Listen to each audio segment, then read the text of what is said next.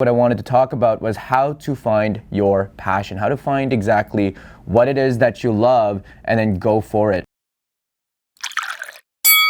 What's up, everybody? It's James in the lab. We're actually in the lab today. I'm gonna move up because I'm here with Vituna.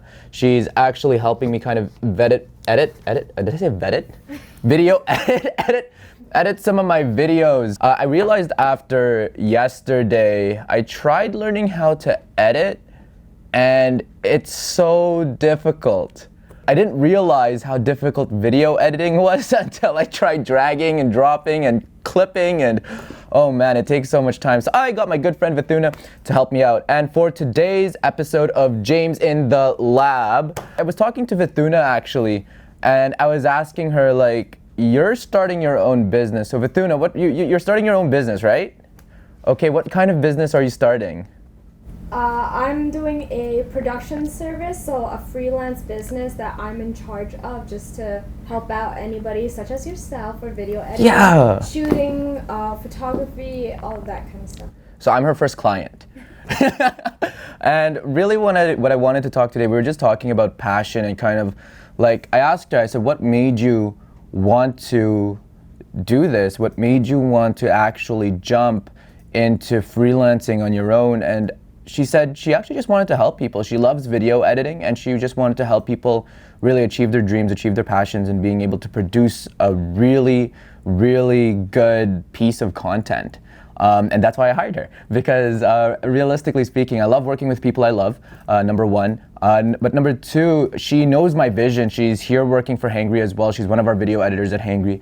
And really today what I wanted to talk about was how to find your passion, how to find exactly what it is that you love and then go for it. Because I have one of my salespeople, his name is Richard, and I asked him the other day when we were doing a 6-month review, I said, Richard, what's your passion? And it's such a difficult question for a lot of young people today, including myself. It took me a long time to figure out what my passion was. And the way that, at least for me, it was the most important thing that I found was I had to find out who I was first. And I think that's the very first step. Number one is really self-realization. Is that the word? Self-realization, I don't know. But anyways, I'll put it in here, like this box over here. I'll put the word of what I'm actually talking about. I think it is self-realization, but I don't know. But really just figuring out who you are. Right, at the end of the day, the very first thing that I would say, if you're trying to figure out your passion or what you want to do for the rest of your life so that you're not stuck at a dead-end job that you hate, that really is the only value that that job gives you is money, the number one thing I would say is figure out your passion, figure out yourself, find out who you are. And there's a number of different things that you can definitely do to do that. Number two, I would suggest writing it down, or at least finding some way to actually put it into some format that you can fully understand, right? I love being able to, at least for me, I love being able to see something concrete, such as if I'm starting a business. So when I started Hangry, it started off of a whim of a dream and really the idea of somebody else. But what really built it into a business was being able to create a plan, writing it down, creating a plan for myself, and having something tangible there that I can execute, right? That number two is all about execution. Figure out who you are and what you want to do. And number two, write it down and build a plan for yourself, right? You're never going to get, literally everybody usually gets stuck at that point one. A lot of young people, including myself, I tried starting multiple businesses and I got stuck at that number one phase. I figured it out. I said, this is exactly what I want to do. And I was so motivated. I was so excited. And then what ended up happening is when it came to execution, I realized it wasn't really what I wanted to do. And I realize that now because it's been a number of years since doing that. My very first business was Sayo Solutions. I started it with my best friend Lahiru. Sayo stood for Striving for Innovation, Opportunity, and Success. I was 19 years old, and it was really a sales business. What ended up happening was we hired a couple of people to do sales. We were doing website sales, so we partnered up with a web development company, and they didn't have a sales team. So I said, why don't we sell your stuff? We'll take a commission off of it. We give you whatever base that you require, and our salespeople can sell it. So we started selling these websites. We would go door to door, 19 years old, into every single one of these businesses, and it was after work. So it would be after work hours. literally go to school, or I guess school hours because I was 19. I'd go to school between 8:30 to 3:30, and then after school I'd go door to door trying to sell websites.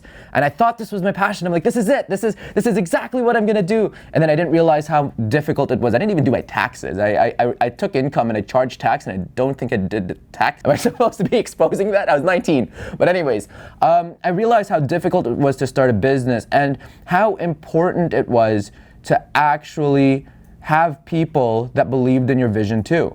Because not only is starting a business where, like, of course you can have your sole proprietorship, you can freelance, you could, really invest in that. But if you're trying to build a team, I realized how difficult it was to maintain that relationship or build that without a certain goal or culture in mind that I wanted to cultivate.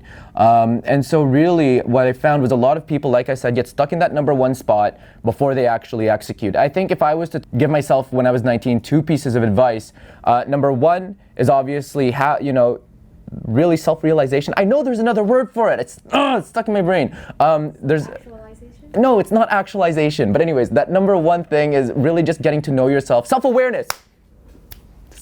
Yeah, self-awareness. You have to have a really deep a sense of self-awareness, being able to understand who you are, and really what you love to do, because life is too short to not do something that you love. Everybody says, if following your passions is a dying dream because you ended up getting broke. But to be honest, if you follow what you love, you're never going to be unhappy, right? And number 2 is obviously execution. Do it right? Do your research, write it down, make a business plan. Execution is all about pulling it all the way through and then doing it, right? It's not enough to just build the business plan. You have to take it to the next level and actually do it.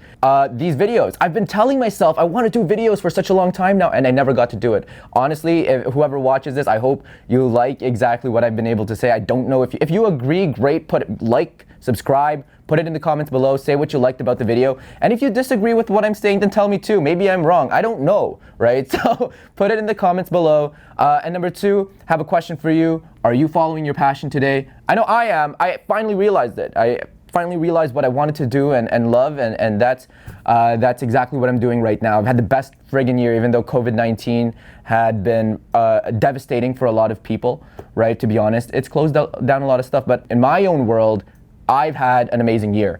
And to be honest, it's because I chose to follow my passion, follow my dream, and quit my full-time job and just start this thing up and get it rolling.